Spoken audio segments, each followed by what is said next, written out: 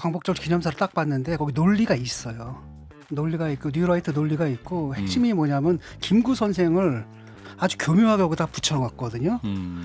그러니까 이건 굉장히 심각한 문제입니다. 지금 이 사람들이 주변적 현상이 아니라 그 대통령실까지 들어왔거든요. 어떤 라인 타고 들어왔는지 거기까지 침투했는지 모르겠지만은 이거 헌법 정신에 위배되는 거거든요. 이거 굉장히 중요한 지금 문제라고 봅니다. 좀 이게 굉장히 문제가 있습니다. 쉽게 말하면 그 보수 내에서도 가장 극단적인 세력들이 있거든요. 우리가 뉴라이트라고 불렀던 그 사람들 전직은 또 주사파예요. 옛날에 극단적인 사고방식을 가진 애들이 딱 전향하면 그 극단성 그대로 있는 거거든요. 그런 사람들이 그 보수 일각의 주변적 현상이 아니라 지금 대통령실까지 들어와가지고 그 광복절 기념식을 갖다가 이거 6.25 기념식 비슷하게 바꿔버렸잖아요. 지금 이게 국가 정체성 자체를 지금 흐트러뜨리고 있는 겁니다. 이자들이. 예, 여야 대표 의원들을 모시고 정치권 소식을 짚어보는 격주한판 시간. 오늘은 더불어민주당 김종민 의원과 함께하겠습니다. 의원님 어서 오십시오. 네, 안녕하세요. 네, 진작가님과 김수환 안녕하세요. 안녕하세요. 자, 민주당 얘기하기 전에 어제 이제 8.15 광복절이었는데 예. 대통령의 이 경축사가 또 많이 논란이 되고 있습니다. 의원님은 어떻게 들으셨습니까? 깜짝 놀랐고요. 예. 상당히 심각한 문제긴 한데 지금 대통령께서 상중이라 대통령에 대해서 조금 이제 이게 언짢은 얘기가 될 만한 얘기들을 하기가 좀 조심스러운 좀 적절치는 않은 것 같은데 하여간 이 문제에 대해서는 적절한 시점에 한번 정말 심각한 토론이 필요하다고 봅니다. 왜냐하면 이게 단순히 이제 누구 뭐 개인 정치인 개인의 인식의 문제가 아니고 대한민국 행정 수반이 갖고 있는 인식이거든요. 그래서 그런 인식이면 대한민국이 어떻게 갈지가 이렇게 보여요. 아하. 그래서 이건 상당히 좀 심각하다고 보는데 구체적인 얘기는 조금 시간을 가지고 한번 심도 있게 얘기를 해봐야 될 필요가 있을 것 같아요. 광복절 기념사를 딱 봤는데 거기 논리가 있어요. 논리가 있고 뉴라이트 논리가 있고 핵심이 뭐냐면 김구 선생을 아주 교묘하게 거기다 붙여놨거든요. 그러니까 이건 굉장히 심각한 문제입니다. 지금 이 사람들이 주변적 현상이 아니라 그 대통령실까지 들어왔거든요. 어떤 라인 타고 들어왔는지 거기까지 침투했는지 모르겠지만은 이거 헌법 정신에 위배되는 거거든요. 이거 굉장히 중요한 지금 문제라고 봅니다. 좀. 이 8.15 경축사 같은 경우는 굉장히 대통령이 뭐 국내는 물론 또 해외에 던지는 메시지이기 때문에 굉장히 면밀하게 내용을 검토하고 작성하는 연설 대통령 아닌가요? 연설 중에 가장 중요한 연설이죠. 가장 중요한 연설이죠. 한 해 하는 연설 중에 가장 중요한 대통령이 연설인데 국민들에게 대통령의 리더십을 전달하는데 제일 중요한 통로입니다. 8.15 경축사가. 예. 그래서 저는 지금까지 역대 대통령이 그건 박정희 대통령, 전두환 대통령 그 독재 정권 시 대통령 포함해서 모든 대통령이 8.15 경축사는 기본적으로 두 가지. 하나는 조국의 통일. 왜냐하면 광복이 남긴 가장 큰 숙제. 광복의 본래적인 의미는 한반도의 통일 민족국가 아니겠습니까? 그렇죠. 근데 이걸 우리가 이루지 못하고 숙제로 남기고 있잖아요. 예. 그래서 광복은 이 통일 민족국가를 이루는 방향으로 가야 진정한 광복이 이루어진다. 이런 의미에서 늘 우리가 어떻게 평화적 통일을 할 것이냐. 예. 이 점에 대한 방안들. 그 대부분 역대 정권들이 통일 방안을 발표할 때 다 광복절 경축사에서 발표를 했습니다. 그다음에 두 번째로는 국민의 통합입니다.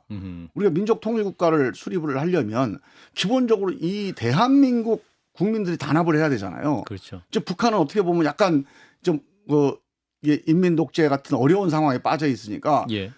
남북으로 따지면 남한에 있는 국민들이 단합을 해야 이 한반도 문제가 풀리는 겁니다. 근데 남한이 국민들이 좌우로 보수 진보로 갈려져 있다. 그러면 한반도 문제 안 풀리는 거예요. 그러니까 진정한 광복 못 하는 겁니다. 그런 점에서 진정한 광복을 하려면 국민의 통합이 필요하다. 이거를 위한 방향을 제시하고 그다음에 여기에 대한 지도자의 각오, 의지 이런 거를 국민들에게 보여드리는 게 광복절 경축사의 핵심 내용입니다. 예. 그런 기준에서 보면 어제는 상당히 좀 깜짝 놀랐고요. 자세한 얘기는 조금 심각한 이제 쟁점들이 있어서 나중에 천천히 한번 이 문제에 대해서 얘기를 해보고 한번 저 윤석열 대통령께도 좀 이제 상 끝나고 조금 이제 좀 안정이 되시면 예. 한번 생각을 반드시 한번 해봐야 될 필요가 있다. 음. 그냥 넘어가기 좀 쉽지는 않을 것 같아요. 통일 예. 얘기가 아니라 내선일체 얘기예요. 내선일체 얘기하고 거기에 반항하는 불량 선인들 더 색출하겠다 이렇게 들리더라고요. 내기에는. 반국가 세력. 예, 이게 굉장히 문제가 있습니다. 쉽게 말하면 그 보수 내에서도 가장 극단적인 세력들이 있거든요. 우리가 뉴라이트라고 불렀던 예. 그 사람들 전직은 또 주사파예요. 옛날에 그러니까 극단적인 사고방식을 가진 애들이 딱 전향하면 그 극단성 그대로 있는 거거든요. 예. 그런 사람들이 그 보수 일각의 주변적 현상이 아니라 지금 대통령실까지 들어와가지고 그 광복절 기념식을 연설에. 갖다가 이거 6.25 기념식 비슷하게 바꿔버렸잖아요. 지금 이게 저도 국가 정체성 자체를 지금 흐트러뜨리고 있는 겁니다. 이자들이. 예. 김종민 의원님 시간이니까 뭐 짧게만 한 말씀만 코멘트 드리면 뉴라이트의 세계관에서는 자유민주주의와 전체주의가 대결을 하는데 이 싸움에서 승리를 자유민주주의가 해야 하기 때문에 북한이란 공산 전체주의 집단은 멸절되어야 되는 집단이고 그래서 통일부 장관의 교체를 포함해서 한미일 군사 공조 이것까지 다 포함해서 북한을 없애버리고 한쪽으로 몰아서 하는 이 뉴라이트의 세계관에 대통령이 완전히 깊숙이 빠져 있다는 것은 나라가 걱정입니다. 예. 김종민 의원님이 약간 절제하면서 이제 다음에 좀 더 짚어보자라고 말씀하셔서 오늘 일단 여기까지 하고 자 민주당 얘기를 좀 넘어가 보겠습니다. 자 민주당 이제 의총이 있었습니다. 의총 전에 의제가 별도로 정해지지 않았었습니다만 물론 혁신이 내용도 있었을 것 같은데 어떤 내용들이 좀 논의됐습니까? 원래 오늘 이제 의총의 주제는 1특검 4국조. 1특검 4국조. 예, 지금 현안이 많잖아요. 그렇죠. 특히 이제 최상병 문제 관련해서 해병대. 예, 이게 이제 그 수사 외환 문제 음흠. 또는 이제 수사 조작 관련된 문제 이 문제가 이게 특검 사안이다 이렇게 저희가 지금 제기를 하고 있고 그다음에 양평이라든가 뭐 후쿠시마라든가 예, 아니면 오염수. 우리 방통위 관련된 국조라든가 이 국조를 또 해야 될 사안이 심각한 사안 특히 방통 관련 방송위 관련해서는 위원회. 이게 상당히 심각한 문제입니다. 완전히 시계를 이 독재 시대로 거꾸로 이제 돌리고 있기 때문에 예. 이 문제에 대해서 우리가 어떻게 대응할 거냐 이거에 대한 논의를 하기 위해서 일단 소집을 했어요. 예. 그래서 이제 거기에 논의가 많이 있었고요. 저는 거기에 대해서 이렇게 얘기를 했습니다. 우리가 특검도 좋고 국조 다 그렇게 해야 될 사안들이에요. 그런데 이미 우리가 특검이나 국조나 탄핵을 십수번을 했습니다. 그래서 사람들이 국민들이 이른바 한계 효용이 좀 체감이 돼 있어요. 효용에 대해서 네, 특검을 주장하거나 국조를 주장해도 심각하게 국민들이 잘 안 받아들이는 거예요. 그러면 우리가 잘 못하고 있는 거예요. 좀 무능한 겁니다. 예. 그래서 이 문제는 특검이냐 국조냐라고 우리가 규정을 해놓고 그거를 뭐 추진하는 거 그게 중요한 게 아니라 예. 이 하나하나의 사안들에서 정말 국민들이 공감하고 국민들이 이건 심각하다고 생각하는 팩트를 발굴해내는데 우리가 몰두해야 된다. 여기에 집중해야 된다. 예. 그래서 최상병 문제만 해도 정말 조사도 하고 또 만나서 인터뷰도 하고 해서 정말 여기에 숨겨져 있는 문제점, 예. 사실관계. 예. 사실 우리 야당이 예전에 의석이 3분의 1밖에 안 됐을 때도 있었잖아요. 그때도 야당이 당당하게 독재 정권과 맞서서 대한민국 민주주의를 지켰던 보루가 될 수 있었던 거는 예. 이런 사실을 끈질기게 찾아서 국민들에게 보고하고 폭로하는 거였어요. 예. 지금 이 윤석열 정권의 이 국정, 이 무도한 국정의 문제를 국민들에게 효과적으로 전달하는 거는 우리가 힘싸움하는 어떤 뭐 특검이나 국조라든가 이런 걸 먼저 내세우지 말고 예. 이게 왜 문제인지에 대한 사실관계를 조금 더 우리가 집요하게 찾아서 국민들에게 좀 공감을 얻자. 예. 이런 것들이 쌓이면 국민들이 야 이거 국정조사 하자. 이거 특검하자. 이런 여론이 만들어지지 않겠냐. 그렇게 만들어가는 그 능력이 우리의 역량이다. 이런 문제 제기를 한번 했고요. 두 번째로는 이런 정치적인 사안들과 관련된 쟁점만 있는 게 아니고 궁극적으로 민생을 해결할 역량이 정치인이나 정당에게 가장 중요한 거거든요. 예. 근데 민생이라는 거는 지금 우리 박광원 대표 또 이재명 대표 매일 가서 현장을 가요. 근데 신문에 잠깐 나지만 뭐 서울중앙지검에 출두한다 이게 더 크게 나잖아요. 예. 예. 뭐 혁신에 관련해서 뭐 내부에서 뭐 이게 더 크게 나잖아요. 이 민생 문제는요 한 번 간다고 될 문제가 아니에요. 그다음에 두 번째 의례적으로 가서는 안 됩니다. 이거는 정말로 진정성 있게 집요하게 이거는 책임지고 해결하겠다. 그래서 제가 제안한 게 지금 민주당 의원이 170명 가까이 되는데 뭐 바쁜 의원들 지도부 빼고 한 150명 정도가 예. 5명 의원이 하나의 민생 주제를 가지고 앞으로 총선 때까지 한 8개월 동안 정말 가서 현장 가서 조사도 하고 대화도 하고 간담회도 하고 대안도 내놓고 정부의 문제점도 질타하고 이 하나의 민생 주제를 정말 집요하게 우리가 해결하는 노력을 해보자. 예. 이렇게 하나의 주제에 정말 우리가 올인해서 이 문제를 해결하려고 노력을 하면 처음에는 뭐 민생 쟤네들 맨날 또 왔다 갔다 하겠지 이렇게 보시다가도 정말 이게 쌓이면 진정성이 가맹점 우리 저 점주들 같은 경우에 이 플랫폼 때문에 엄청나게 지금 힘들거든요. 그러면 이분들의 애환에 대해서 우리가 한 번 간담회 한 것 갖고는 표가 안 나죠.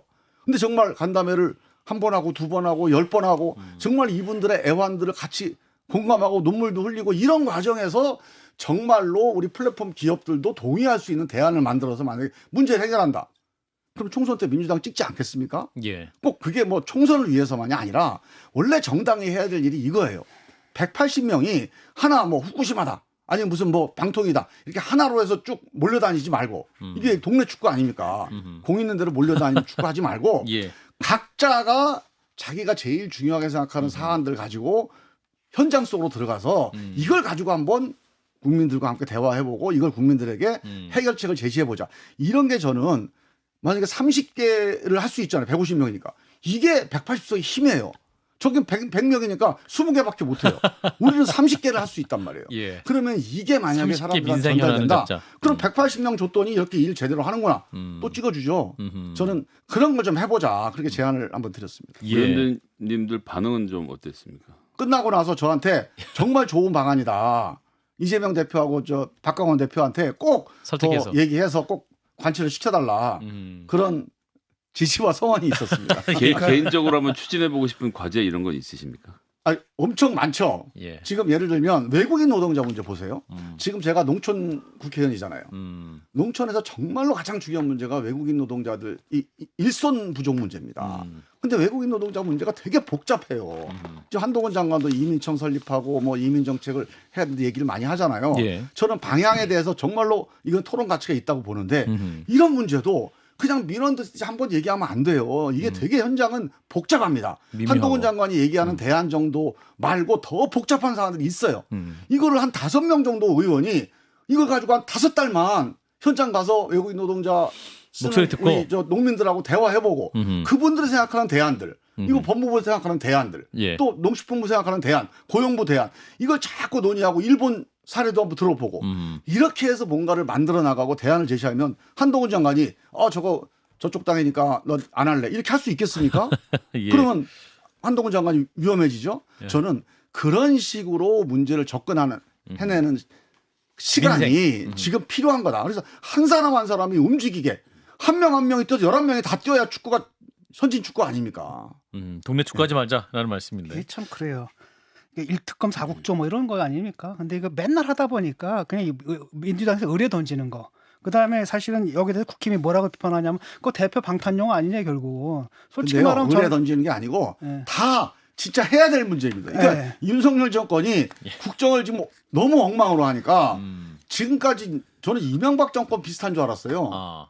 근데 이명박 정권보다 다르다. 훨씬 그리고 웃깁니다. 또 하나는 문제는 뭐냐면 그러니까 이게 페널티킥 달라는 얘기 아니에요. 그 페널티킥 주면 골을 넣어야지.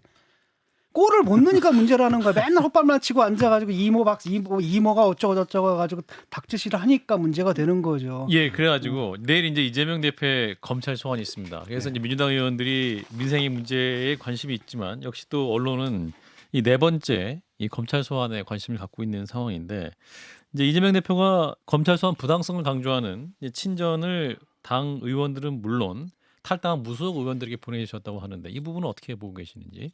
그거는 이제 본인이 이제 피의자 아닙니까? 예. 피의자니까 자기가 무고하다는 얘기를 하는 거야. 뭐 피의자의 기본적인 뭐 방어권에 속하는 거죠. 그래서 예. 그거는 뭐 우리가 뭐 평가하거나 논할 문제는 아니고 예. 저는 이렇게 봐요. 이재명 문제가 백현동이 되든 대장동이 되든 정자동이 되든 그거는 검찰이 빨리 수사를 정리해서 법원에 좀 맡겼으면 좋겠어요. 아하. 지금 이게 사실관계가 어느 정도 다 나와 있습니다. 예. 이거를 죄로 볼 거냐 아니면 뭔가 부득이한 어떤 행정행위로 볼 거냐 이 판단은 우리끼리 백날 토론해봐야 소용이 없어요. 이재명 대표 가까운 사람들은 이거 뭐 별거 아니라고 볼 거고 이재명 대표 별로 뭐 안 믿는 사람들은 이거 정말로 심각한 문제라고 볼 거예요. 예. 그래서 저는 이 문제에 대해서는 이런 거를 정리하라고 우리가 민주공화국의 공식 시스템으로 사법 시스템을 만들어 놓은 겁니다. 음. 그 법원에서 예. 증인들과 증거 가지고 논쟁해서 판단하도록 맡겨야지 이걸 가지고 정치권에서 대변인들이 의원들이 또 방송에서 이렇게 서로 논쟁해 갖고 이 가닥을 잡는 거는 이거는 바람직하지 않습니다. 그래서 저는 그 문제에 대해서는 이게 잘 됐냐 잘못됐냐 하는 거는 법원이 맡겨 검찰도 언론 플레이 하지 말고 그래서 일단 법원에서 좀 공정하게 재판을 해서 판가름을 하도록 하고 저는 민주당에 지금 그 이재명 대표의 사법 처리나 수사는 그건 민주당의 문제가 아니에요. 그거는 이재명 대표 개인의 문제인데 예. 이 문제가 워낙 검찰이 수사를 사냥식 수사를 하니까 예. 이게 이제 사람들이 이제 분노도 하고 문제 제기도 하는 거거든요. 예. 근데 사실 민주당의 가장 본질적인 문제는 지금 윤석열 정권이 이렇게 잘못하고 있어요. 이렇게 국민들이 불신을 하고 있습니다. 예. 진짜 마음이 다 떠났어요. 제가 현장 나가보면 그 느껴요. 아하. 아, 이런 정권이 없었던 것 같아요. 뭐 이렇게 집권 2년 만에 국민들이 이렇게 야 여기는 실망했다. 안 되겠다. 이런 정권이 있었나 싶을 정도인데 문제는 이것도 심각한데 더 심각한 거는 민주당 지지율이 국민의힘보다 더 낮다는 거예요. 저는 이거는 정말로 심각한 문제다. 이거 윤석열 정권이 나중에 문제가 아니고 윤석열 정권이 그런 짓을 했는데도 국민의 마음을 얻지 못하고 민심을 얻지 못한 민주당이 역사에 더 책임을 져야 될 상황이 올지도 모르겠다. 이런 위기감이 들어요. 그래서 저는 이 점에 대해서 이거 무슨 문재인 정권 탓이다. 무슨 뭐 이낙연 탓이다. 제발 그거 그만하고 1년 됐잖아요, 지금. 이재명 지도부가 1년 됐어요. 예. 1년 동안 사실 이걸 고쳐서 윤석열 정권을 이겨보겠다. 윤석열 정권으로부터 우리가 민심을 뺏어오겠다. 이러고 당대표 나온 거 아닙니까? 더 악화됐어요, 지금. 그러면 여기에 대해서 1년 동안 제대로 된 냉정한 평가를 하고 반성을 좀 해야 됩니다. 반성을 해서 진짜 왜 내로남불 정당이다, 방탄 정당이다, 팬덤 정당이다. 이 비판을 우리가 국민들한테 받고 있잖아요. 예. 이 받고 있는데 이 문제가 정말 원인이 뭔지 어떻게 해결해야 되는지 이걸 좀 몸부림을 쳐야 돼요. 근데 그냥 윤석열 정권 공격만 하면 그러면 이게 해결될 거다. 그러면 무능 정당이 될 수밖에 없어요. 국민들은 윤석열 정권 공격만 하는 것만 가지고는 민주당으로 표를 안 줍니다, 지금. 근데 이재명 대표가 트위터에 이제 당당하게 맞서겠습니다. 문구와 함께 내일 10시 20분 서울중앙지방검찰청 정문 이런 이제 이미지를 트위터에 이제 올려서 이게 아, 뭐 잘한 일이라고 앉아 당당하게 응합니까? 지금 피의자로 지금 예. 검찰 조사받으러 가는데 무슨 예. 정의의 타도입니까? 지금 민주화 투쟁하다가 지금 뭐 한 겁니까? 그래서 이걸 또 이제 지지자들 총동원령이 아니냐 뭐 이런 또 일각의 지적도 있습니다. 의원님은 근데 이 이제 부분 저는 어떻게 이렇게 보세요? 봐요. 네. 뭐 그걸 이제 당의 공식적인 뭐 그 당 대표라는 권한을 이용해서 한 게 아니니까 개인의 방어권 차원에서 어떤 행동을 하는 걸 보고 우리가 너무 그거 뭐 하지 마라 또 탓하는 것도 그 뭐 별로 바람직하지는 않다고 보는데 예. 그냥 개인적으로 제가 우리 당 대표니까 이재명 대표를 위해서 한 말씀 드리면 실제로 그렇게 지지자들이 지원하고 응원하는 게 한편으로 도움은 될 겁니다. 아, 이재명 대표가 뭔가 억울한 거 아니야? 이렇게 생각하는 분들도 생길 수 있는데 훨씬 더 많은 사람들은 저렇게 또 정치적으로 방어하는구나. 죄가 있는데 저걸 감추려고 하는 이렇게 또 그렇게 생각할 수도 안 있다. 좋게 생각할 수도 있잖아요. 우리 옛날에 우리 저 중앙 언론사 회장이 검찰 중앙일보. 출두하는데 예. 아, 중앙일보였습니까? 예, 제 기억은. 네. 근데 기자들이 가서 회장님 힘내세요. 이거 그 회사에 또 그 회장님한테 얼마나 안 좋은 이미지가 됐고 그게 오랫동안 갔어요. 그게. 예. 그게 저는 국민들의 일반적인 상식이라고 봐요. 그래서 저는 검찰에서 뭐 고문을 한다거나 뭐 폭력을 한다거나 이런 게 아니면 그게 누가 뭐 여러 사람이 필요합니까 사실. 그래서 저는 사실과 사실로 맞서서 억울함이 있으면 풀어내고 그리고 또 재판 과정에서 잘 소명하고 그렇게 당당하게 가는 게 일반 국민들이 보기에 아 이재명 대표가 의원하구나 그런 게 훨씬 더 저는 효과가 있지 않을까. 저 개인적인 생각은 그래요. 내일 현장에 의원님들 가시나요? 모르겠어요. 가겠죠 또. 도장 찍어야 되고. 근데 진짜 그 의원님들이 생각이신 뭐 거고 그게 일단. 그 예. 같이 모여서 가자 이런 분위기나 그런 그런 건 사망증은 아니다. 아직 없고요. 예. 오지 말라고 했는데도 나는 올 수밖에 없었습니다. 이럴 거라고 또. 아유, 뭐 예. 하잖아요. 자, 잼버리 얘기 좀 잠깐 해보겠습니다. 그 감사원이 이제 오늘부터 잼버리 대회 감사에 착수를 했는데 유치부터 폐영까지 들여다 보겠다. 그러니까 6년 전부터 이제 폐영 시기까지 들여다 보겠다는 건데 이 여야 모두 만족할 수 있는 결과가 나올 것인가? 또한 더불어서 국민들이 납득할 수 있을 것인가? 이 부분인데 의원님은 지금 잼버리 대회 폐영까지 과정 어떻게 보셨는지? 상당히 충격적인 사건이었죠. 아, 충격적이었습니까?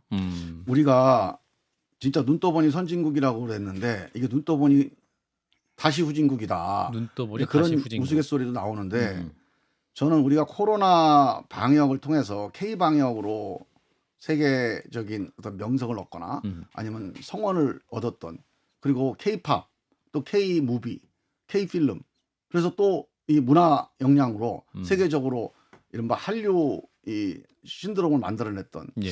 지금 이렇게 해서 대한민국이 하나하나도 쌓아나가고 있어요. 그리고 삼성전자가 전 세계적인 애플하고 같이 경쟁을 하는 거 아닙니까? 예.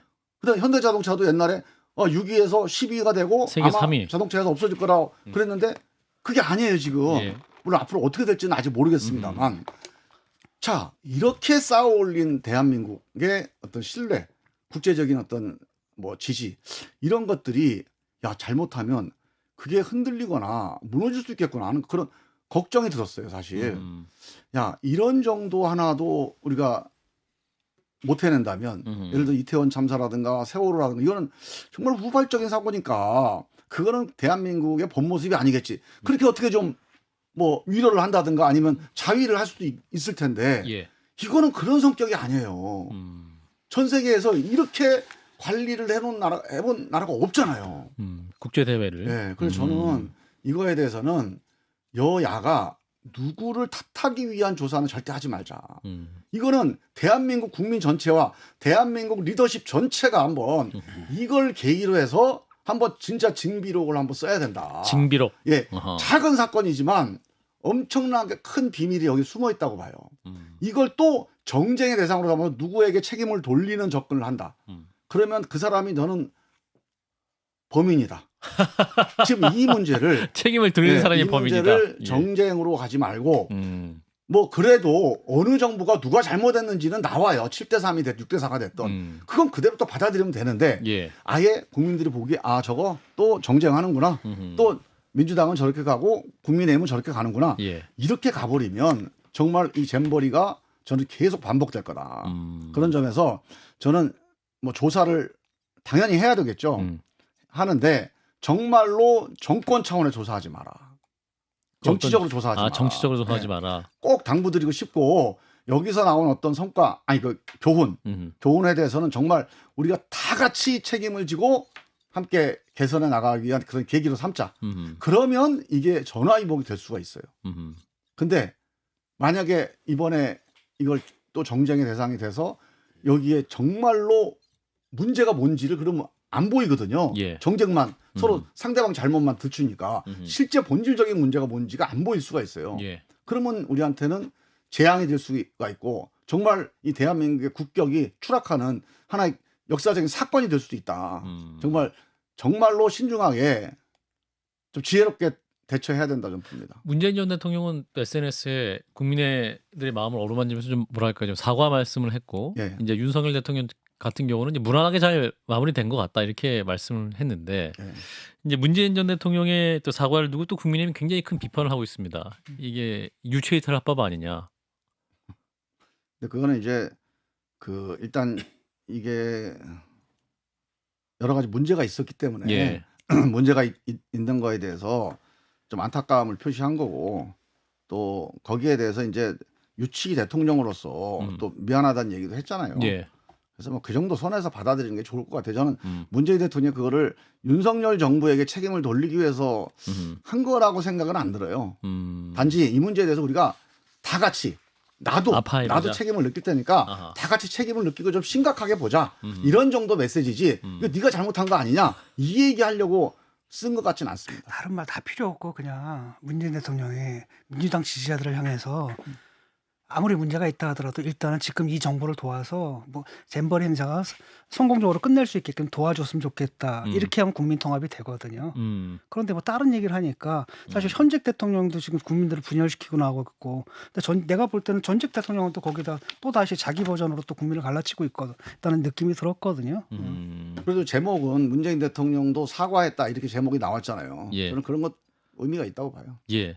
자, 마지막으로 그 해병대 고 최수근 상병 사건 얘기를 좀 해보겠습니다. 아까 의원님도 굉장히 심각한 사건이다라고 말씀하셨는데 지금까지 나온 사실들을 좀 종합해 보면 의원님 어떤 게 가장 큰 문제였다고 자, 판단하세요? 이게 수사는요. 예. 정말로 중요한 문제입니다. 음. 수사라고 하는 거는 이게 무슨 행정적인 능력 갖고 수사합니까?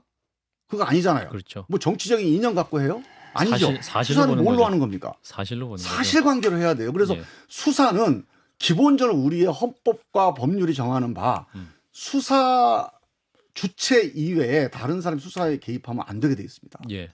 그래서 실제로 검찰에 수사할 때도 검찰총장이 이른바 검사 동일체라고 해서 수사를 지휘하고, 사실 그 잘못된 건데 검사는 다 수사 주체이기 때문에 개별 사건에 대한 수사 지휘권을 준 거지 법무부 장관, 대통령, 청와대 아무도 못하게 돼요. 민정수사 못하게 돼 있어요. 예. 이 사실관계를 알고 있는 사람만 수사를 하게 돼 있는 겁니다.